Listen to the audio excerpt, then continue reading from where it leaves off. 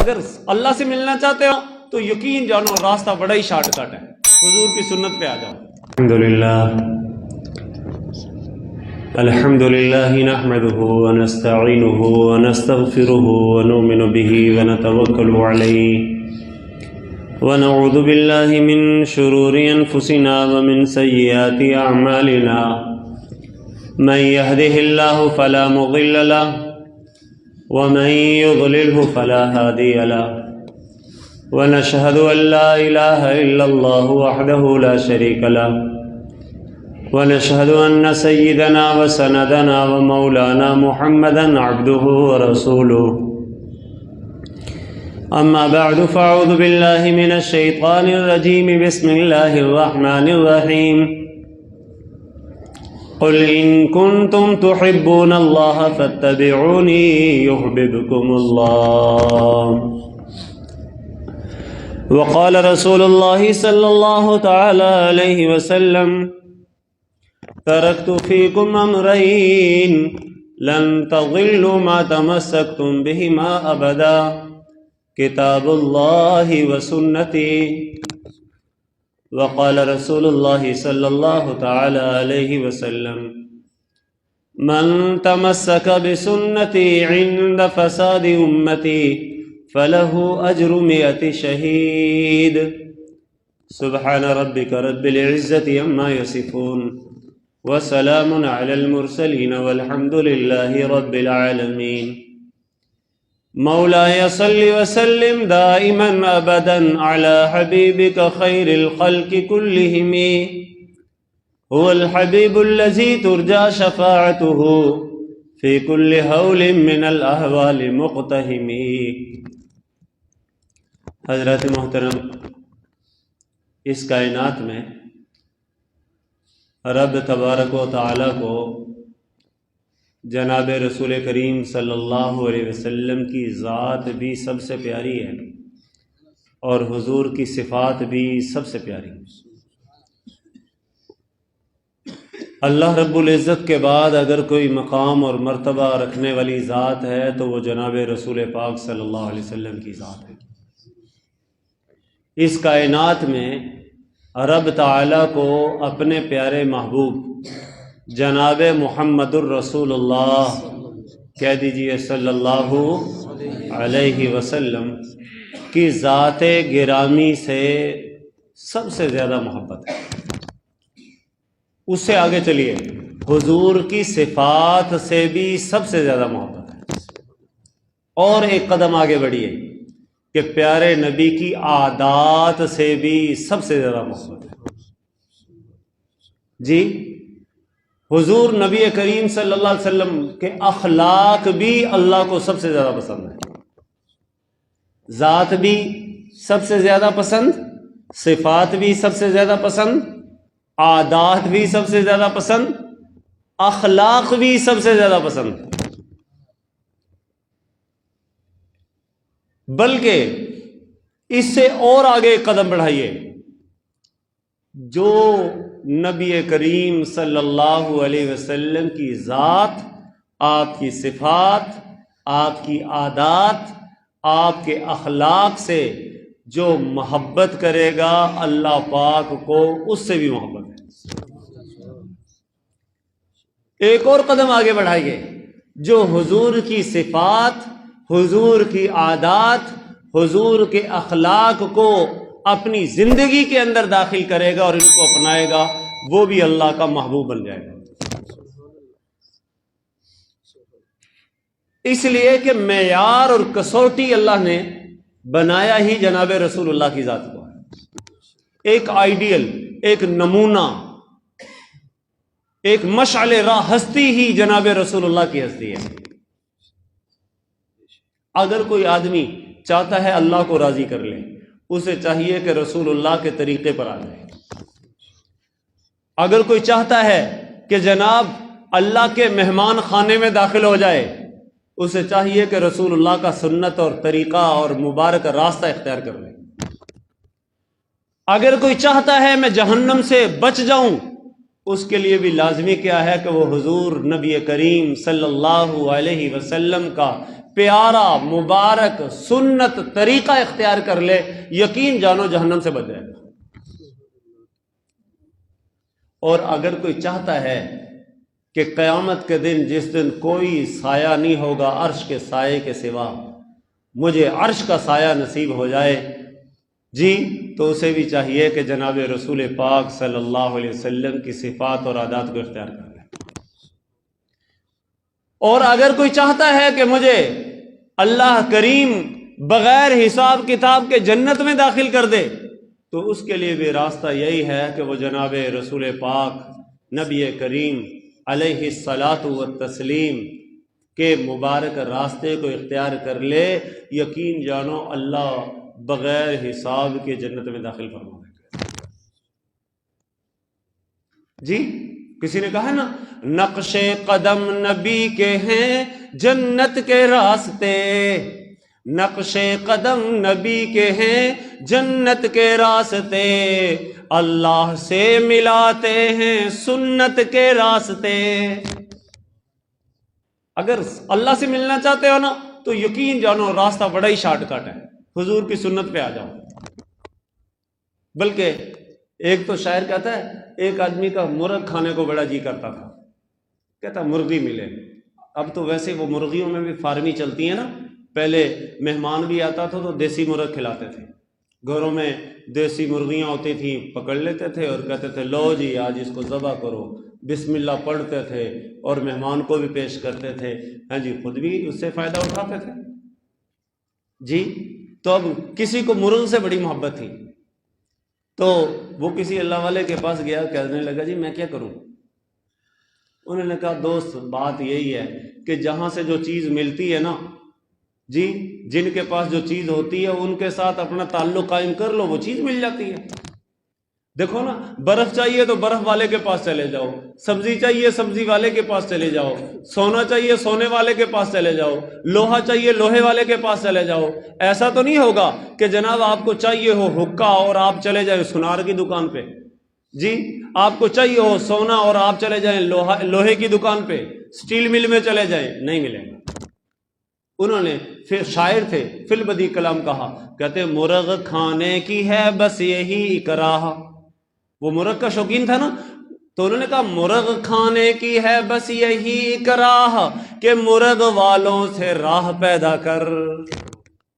جی اور اگر اللہ سے ملنا چاہتے ہو اسی میں ترمیم کر کے تضمیم کر کے کہا جا سکتا ہے اللہ سے ملنے کی ہے بس یہی اکراہ کہ اللہ والوں سے راہ پیدا کر۔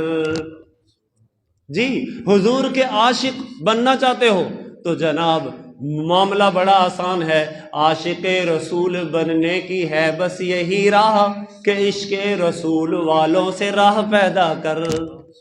یہ نہیں ہے کہ جناب اپنی ڈھولکی اپنی موسیقی اپنے سارے معاملات چلتے رہیں اور کہیں میں عاشق رسول ہوں، اور صبح صبح اٹھ کے جناب رسول اللہ کی جناب سنت پہ اس طرح چلا رہا ہے اور کہہ رہا ہے میں عاشق رسول ہوں، میں انجمن عاشقان رسول کا پریزیڈنٹ ہوں، صدر ہوں۔ جی ایسے تو نہیں صدارت ملتی۔ مرغ کھانا چاہتے ہو مرغ والوں سے راہ پیدا کرو، لوہا لینا چاہتے ہو سٹیل والے اور لوہے والوں سے رابطہ کرو، سبزی لینا چاہتے ہو سبزی والوں کی دکان پہ جانا پڑے گا، جناب پھل لینا چاہتے ہو پھل والوں کی دکان پہ جانا پڑے گا، کپڑا خریدنا چاہتے ہو تو کپڑے والوں کے پاس جانا پڑے گا، جوتے لینا چاہتے ہو تو جوتوں والوں کی مارکیٹ میں جانا پڑے گا، اور اگر اللہ والوں سے راہ و ربط رکھنا چاہتے ہو تو اللہ والوں سے رابطہ کرنا پڑے گا۔ ایسا کبھی نہیں ہوا کہ جناب کپڑے کی دکان سے جوتا مل جائے اور جوتے کی دکان سے کپڑا مل جائے، وہ دونوں الگ الگ چیزیں ہیں، الگ الگ جگہ جانا پڑے گا۔ جناب گوشت لینا چاہتے ہو تو ظاہر ہے جناب گوشت والے قصاب کے پاس جانا پڑے گا، اور پھل اور فروٹ لینا چاہتے ہو سبزی لینا چاہتے ہو تو سبزی والوں کے پاس جانا پڑے گا۔ اور اگر چاہتے ہیں کہ ہمیں عشق رسول نصیب ہو جائے، عشق الہی کی آگ ہمارے سینے میں لگ جائے، اللہ کی محبت اس دل میں بس جائے، تو راستہ ایک ہی ہے کہ جناب جو عشق رسول والے ہیں، عشق الہی والے ہیں، جن کے دل میں اللہ کے عشق کی آندیاں چلتی ہیں، جناب آتش عشق نے ان کو سوختہ کر دیا ہے، تو جناب ان کے ساتھ دوستی لگانی پڑے گی۔ درود پاک پڑھ لیجیے۔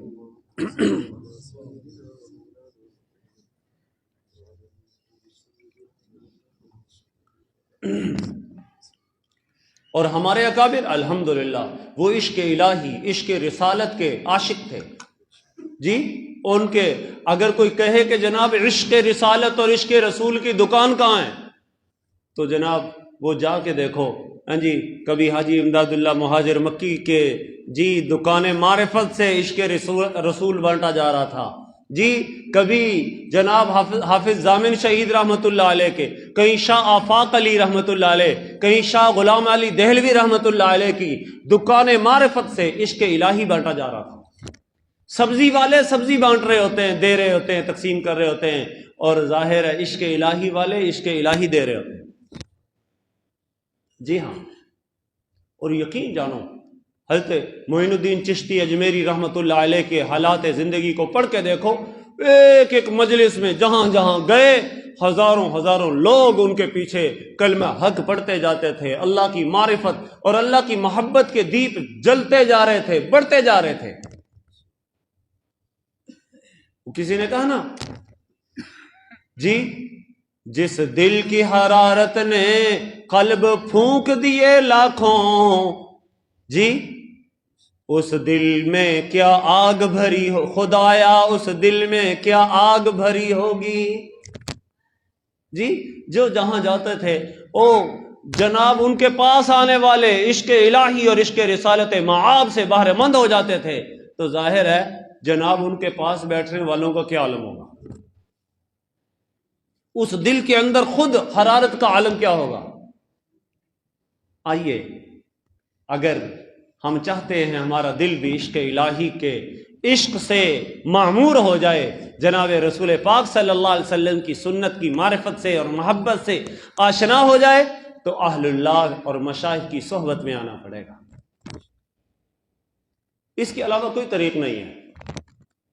آدمی کہے نا میں بیٹھا بھی رہوں بازار میں، دکان میں، تجارت میں، اپنے کاروبار میں مصروف ہوں، دنیا والوں کے پاس بیٹھا رہوں، میرے دوست اگر پراپرٹی والوں کے پاس بیٹھو گے نا، وہ صبح سے شام تک آج کل جو سننے میں آ رہا ہے حالات بڑے مندے نے، ڈیل کوئی نہیں ہو رہی جی، روزانہ آتے ہیں جی 2 مہینے ہو گئے جناب کوئی نہیں آ رہا، بھئی لوگوں کی روٹی پوری نہیں ہو رہی تو ظاہر پلاٹ تو وہ لینے کے لیے جائے گا نا، ہاں جی جناب جس کو کوئی کچھ ہو اس کے پاس، تو اب ظاہر ہے ان کے پاس یہی رونے، بھئی حالات بڑے خراب ہیں، حالات بڑے خراب ہیں۔ بھئی حالات میرے عملوں کی وجہ سے خراب ہیں، یقین جان میں ہر اپنے عمل کا محاسبہ کروں، میں کہاں کھڑا ہوں جی۔ حالات فرمایا لا تسبوا الدہر فإن اللہ هو الدہر، زمانے کو حالات کو برا نہ کہو، حالات کس کی طرف سے ہیں؟ اللہ رب العزت کی طرف سے ہیں۔ حالات وہی بنانے والا ہے، وہی بگاڑنے والا ہے، اور اس سے ہم نے بگاڑی ہوئی ہے، ہم نے اس سے اپنے تعلقات کو خراب کیا ہوا ہے۔ ایک اللہ والے تھے، وہ کہتے تھے بھئی مجھے تو نا اگر کوئی کہے کہ جناب اللہ میاں راضی ہے یا ناراض ہے، کہا مجھے پتہ چل جاتا ہے۔ کہا وہ کیسے جی؟ کہا کہ جب اللہ راضی ہوتے ہیں تو جدھر میں جاتا ہوں حالات میرے موافق ہوتے ہیں، بس اشارے کی بات ہوتی ہے کام ہو جاتا ہے۔ حتیٰ کہ میں گھر جاتا ہوں مجھے پتہ چل جاتا ہے بیوی کا موڈ دیکھ کے ہی، جناب آج اللہ میاں راضی نے کہ ناراض نے۔ اللہ راضی ہونا تو بیگم کا موڈ بھی ٹھیک ہوتا ہے، وہ بھی جناب خدمت کر رہی ہوتی ہے، کھانا بر وقت پوچھ رہی ہوتی ہے، اور اگر اللہ میاں ناراض ہوں تو وہ بھی پرواہ نہیں کرتی۔ وہ کہتے ایک بھنگی جی، وہ مطلب ہے گیا کسی آدمی کے پاس، کہنے لگا جناب مجھے پیسے دے دو، کوئی 100 روپیہ دے دو، 200 روپیہ دے دو، مثال کے طور پہ۔ انہوں نے کہا یار پیسے کے آپ نے کیا کرنے ہیں؟ میں نے کہا سیدھی جی گل ہے، جھوٹ میں کوئی نہیں بول رہا، میں تے نشہ کرنا ہے، 100 روپیہ آپ دے دو گے ہم اپنی پڑیا لے لیں گے، اپنا نشہ پورا کر لیں گے۔ انہوں نے کہا نہیں، وہ دینے والا بھی جو تھا وہ کہنے لگا کہ میں نے نشے کے لیے میں نے نہیں دینا۔ ہاں اگر تم یہ مجھ سے وعدہ کرو کہ کھانا کھانا ہے ان 100 روپے کا یا 200 روپے کا تو میں اس کے لیے پیسے دینے کے لیے تیار ہوں۔ وہ نشئی بھی بڑا عجیب تھا، مرد کلندر، کہنے لگا بھائی میں سیدھی بات ہے، غلط بات میں نہیں کروں گا، مجھے اگر آپ نے دینے ہیں تو نشے کے لیے دے دیں، روٹی کی فکر نہ کریں، روٹی تو میرے رب نے اپنے ذمہ لے رکھی ہے جی۔ کہتے اس کا بھی یقین ہے، قرآن کہتا ہے وَمَا مِن دَابَّةٍ فِي الْأَرْضِ إِلَّا عَلَى اللَّهِ رِزْقُهَا، روئے زمین پر جو جانور بھی چلتا ہے اس کا رزق بھی کس کے ذمے؟ اللہ کے ذمے۔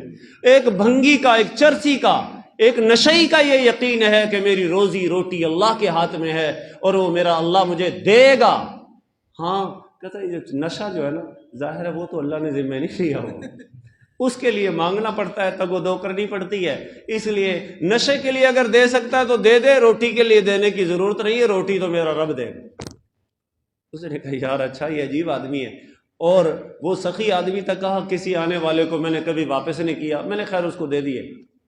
اب کہتے جب دے دیے تو وہ آگے آگے چل رہا تھا، میں پیچھے پیچھے چلا کہ میں دیکھوں تو صحیح آج کرتا کیا ہے۔ کہتے آگے جا کے کیا دیکھا ہے کہ جناب کہیں آگے شادی ہو رہی ہے، شادی میں جناب عورتوں کا خیمہ الگ ہے، وہ ٹینٹ الگ لگا ہوا ہے، مردوں کا خیمہ الگ ہے جی، ٹینٹ الگ لگا ہوا ہے، پورا ماحول بنا ہوا ہے، اور ایک جانب سے کھانا دوسری جانب جا رہا ہے، بہرے اس کو وہ لے کے جا رہے ہیں، سروس دے رہے ہیں۔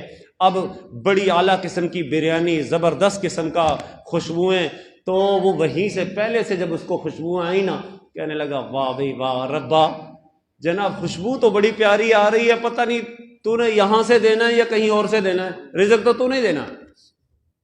کہتا ہے جو تھا ہی نشئی، اس کو یہ تو پتہ ہی نہیں تھا میرے پیچھے بھی کوئی آ رہا ہے۔ کہتے آگے گیا تو ایک ٹینٹ سے نکل کر سروس والے دوسرے ٹینٹ کی طرف جا رہے ہیں، اور ظاہر ہے بڑا زبردست قسم کا تھال بریانی کا، بوٹیوں کا بھرا ہوا ہے، کہیں وی آئی پی جو دلہے والی جگہ تھی وہاں لے کے جانا تھا۔ اب کہتے دو سروس مہیا کرنے والے آپس میں ٹکرائے، اور جو تھال تھا نا بریانی کا نیچے گر گیا۔ اب جب نیچے گرا تو اب ظاہر ہے ایسے موقع پر کون اٹھاتا ہے، اس نے وہ وہیں پر رکھا اور اپنا تھال، وہ چاول وغیرہ بریانی جو گری تھی وہیں رہنے دی، اور تھال اٹھائی لے گیا۔ اور اس نے دیکھا واہ بھئی بڑے لیگ پیس ہیں، بریانی بڑی اعلیٰ قسم کی ہے اور بڑا خوبصورت، وہیں پر اس نے کھانا شروع کر دیا۔ اب کہتے ہیں میں پیچھے پیچھے تھا، میں نے دیکھا کہ واقعی اس کے یقین کے مطابق تو میں نے اگر اس کو دینی تھی تو سادہ روٹی اور دال کے پیسے دینے تھے، یہ تو بریانی اور مرغوما ہی کھا رہا ہے۔ تو کہتے ہیں جب اس نے کھا کھو لیا، میں نے اسے کہا اللہ کے ولی جی تیرا اذعان اور تیرا یقین تو بڑا پختہ ہے، اللہ کی ذات پر بڑا کامل یقین ہے جی، تو لیکن یہ کہ کھا رہا ہے یہاں پہ۔ کہتے ہاں پہلے تو وہ روزانہ پلیٹ میں دیتا ہے جی، اچھے طریقے سے کھلاتا ہے، لیکن آج کل اللہ میاں میرے بعض عملوں کی وجہ سے ناراض ہیں، اس لیے پلیٹ اور تھال کے بغیر کھانا پڑ رہا ہے۔ دیتا وہی ہے لیکن وہ حالات کچھ بگاڑ کی طرف گئے ہوئے ہیں، اس وجہ سے رب تعالیٰ نے دیا تو ہے لیکن تھال پرات کے بغیر دیا ہے۔ ایک نشئی بھی جانتا ہے جناب میرا رب مجھ سے راضی ہے یا ناراض ہے، اور آج مجھے پتہ نہ چلے تو یقین جانو میری آنکھیں بند ہیں، میرا دماغ کام نہیں کر رہا، میرے حالات، میرے ادراک نے کام کرنا چھوڑا ہوا ہے۔ آج آئیے ہمیں دیکھنا ہوگا، یہ طے کرنا ہوگا کہ میں کدھر جا رہا ہوں، کس طرف چل رہا ہوں، میرے حالات کس ڈگر پہ ہیں۔ اگر آپ چاہتے ہیں کہ پتہ چل جائے اللہ راضی ہیں یا ناراض، یقین جانو اپنے حالات سے حساب لگا لیں۔ اگر حالات ٹھیک جا رہے ہیں سمجھ لو اللہ راضی ہیں، اس پر اللہ کا شکر ادا کرو اور حالات کو ٹھیک کرنے کی فکر کرو، اللہ کا طریقہ اختیار، اللہ کا حکم، اس کی اطاعت بجا کر لاؤ، اور اسی طرح رسول کریم صلی اللہ علیہ وسلم کی مبارک سنتوں کو اختیار کرو، اور اللہ کی اطاعت اور فرما برداری کے ساتھ اپنی زندگی کو آگے بڑھاتے چلے جاؤ، انشاءاللہ خیریں ہوں گی۔ اور اگر حالات میں پریشانی ہے، بگاڑ ہے، گڑبڑ ہے، حالات مصیبت نے دو چار کیا ہوا ہے جناب، تو ادھر ادھر جانے کی ضرورت نہیں، خدا کی قسم در ایک ہی ہے، جس در سے سارے حالات سنورتے ہیں ادھر آ کے اپنا رونا رو لو، کچھ اپنے حالات اللہ کے سامنے پیش کر دو۔ اپنی عرضیاں اس خدا کے سامنے پیش کرو.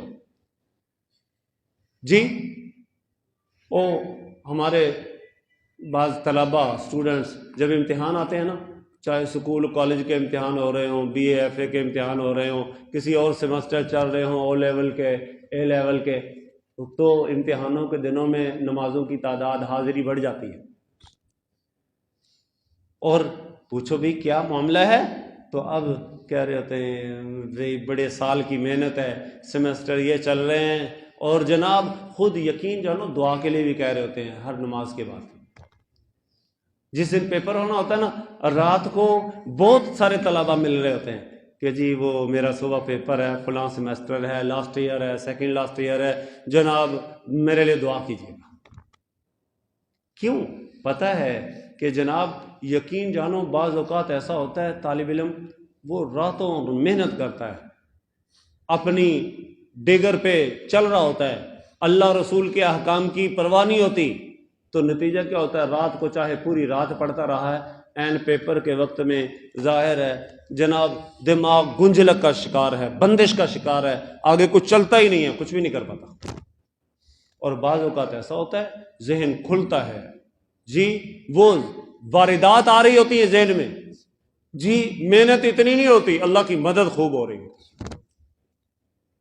بھائی جب ایک اسٹوڈنٹ طالب علم اپنے طلب علم کے زمانے میں وہ یہ سمجھ رہا ہوتا ہے، جوانی میں یہ سمجھ رہا ہوتا ہے مجھے پاس کرنا، ظاہر ہے میری محنت جہاں پر ہے وہاں پر میرے اللہ کے فضل کی بھی مجھے ضرورت ہے، تو ہم اپنی زندگی میں کیوں اس بات کا جائزہ نہیں لیتے کہ ہم بھی تو ذرا ادراک کریں نا میرے حالات کو بنانے والا کون ہے؟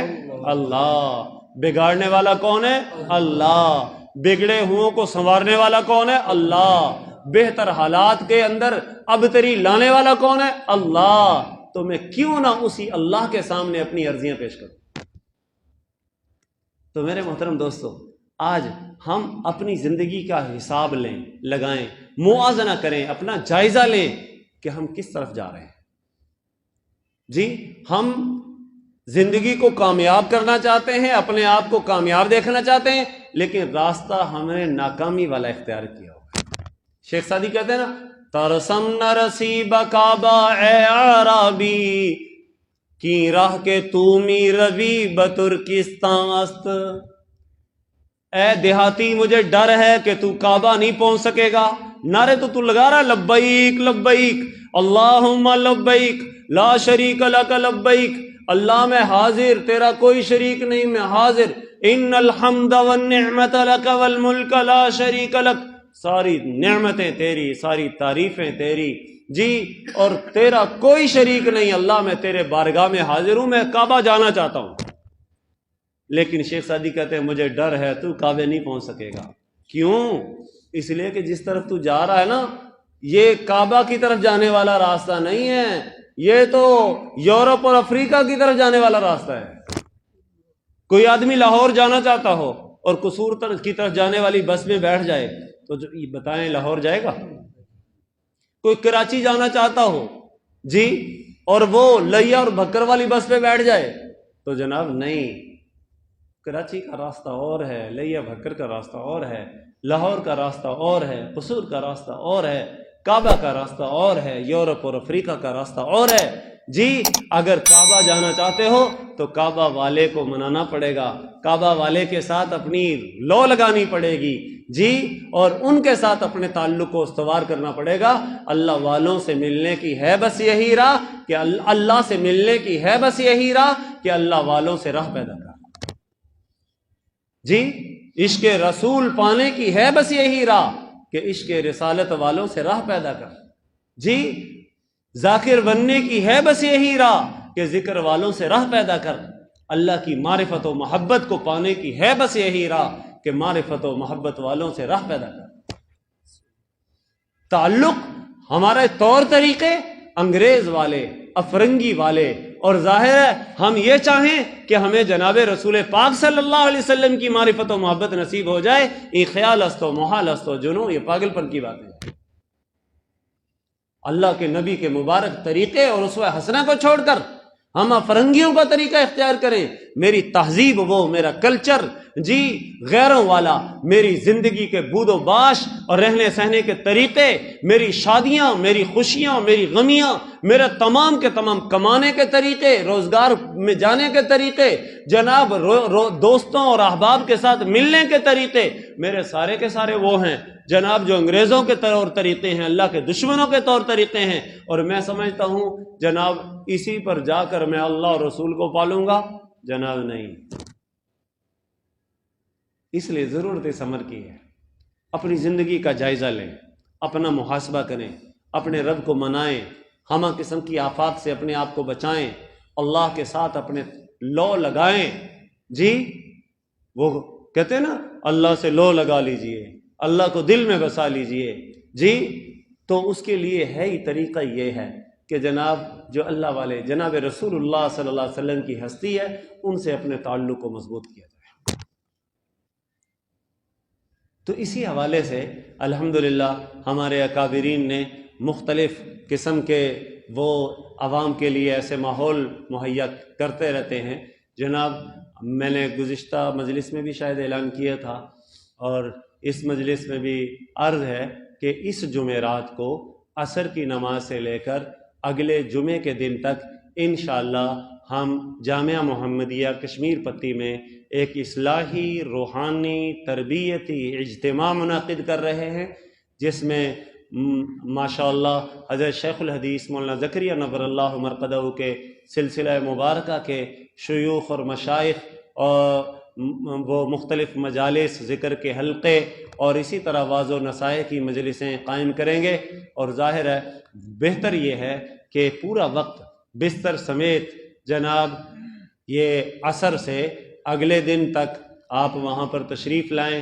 الحمدللہ ایک باقاعدہ عصر سے معمولات شروع ہوں گے، پھر مغرب کی نماز، اس کے بعد اوابین کا اہتمام، پھر مشائخ کے بیانات، اور اس کے بعد جناب ذکر کی مجلس، اور پھر عشاء کے بعد کھانے کی ترتیب، اس کے بعد پھر سونے کے معمولات، پھر انشاءاللہ تہجد کے وقت میں جی وہ جاگنے کا اہتمام، اس کی ادائیگی کے بعد کچھ اجتماعی اعمال، پھر انفرادی اعمال، پھر فجر کے بعد درس قرآن کی ترتیب، اس کے بعد بھی انشاءاللہ وہ ایک باقاعدہ جمعے کے بعد تک انشاءاللہ یہ بڑا ہی نورانی روحانی پر نور انشاءاللہ ماحول ہوگا۔ تو آپ حضرات سے گزارش ہے کہ جناب بستر کے ساتھ وہ ایک دن پورا لے کے آئیں، انشاءاللہ وہ ایسی روحانی مجلسیں یقینی طور پر دل کی دنیا بدلنے کا ذریعہ بنتی ہیں۔ ہمارے شیخ و مرشد حضرت مولانا عزیز الرحمن ہزاروی رحمۃ اللہ علیہ کے عظیم المرتبت صاحبزادے حضرت مولانا پیر ابو بکر عزیز ہزاروی دامت برکاتہم بھی انشاءاللہ تشریف لائیں گے۔ تو اس کے لیے یہاں جتنے احباب آتے ہیں کوشش کریں جی پورا وقت لے کر آئیں، اور جو اس میں وہاں پر قیام کریں، اور اسی طرح وہ جتنے بھی ذکر درود پاک اور استغفار مناجات توبہ کے جتنے بھی حلقے ہوں وہاں پر اس سے بھرپور طریقے سے فائدہ اٹھائیں، اور جہاں جہاں سے بھی احباب آتے ہیں ہر جگہ سے اپنے اپنے مقام سے دوست احباب کو ساتھ لے کر آئیں۔ اللہ کریم یہی ہماری دنیا عقبہ کے سکون کے لیے اور آخرت کی نجات کے لیے ایسی مجالس اور ایسے اجتماعات ہی خیر و برکت کا ذریعہ ہیں۔ اللہ کریم ہم سب کو اپنے نیک اور مقبول بندوں میں شامل اور داخل فرمائے۔